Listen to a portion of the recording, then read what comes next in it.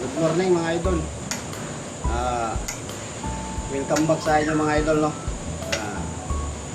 Based on my experience mga idol, nakita ko kasi sa social media mga idol, habang nag-i-scroll ako sa aking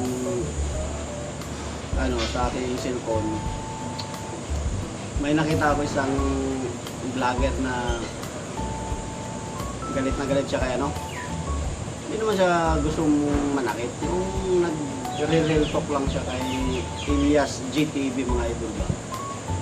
Yun lang. Tapos para sa opinion ko mga idol, yung mga sinasabi niya, totoo naman yun. Na may kabastusan naman talaga din yung mga kanta ni Elias GTV mga idol.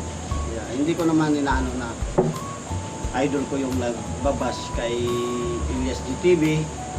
Saka ngayon ko lang din siya nakita kung sino yung tao, kasi lumabas na daw siya sa mga sa TV, sa unang hirit, sa basta sumikat na daw siya nung araw. Kaso nga lang siguro hindi pa ako pinanganak nung araw na yun ngayon ko lang siya nakita, sumikat na daw siya. Ito daw si Elias ay wala daw yung yung basta kumbaga manner sa kanta niya mga idol ba. Hindi ko nahabain mga idol, basta yun lang yung nakikita ko sa video nung nag-reaction sa kanya mga idol. Kasi nga parang basta mga idol, yun lang mga idol, yun lang masasabi ko sa kan idol.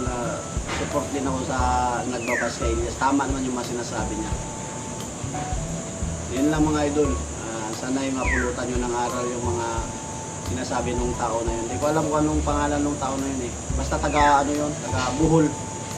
Yun lang mga idol, taga Bohol yun, taga Bohol. Yun lang. God bless mga idol. Bye bye.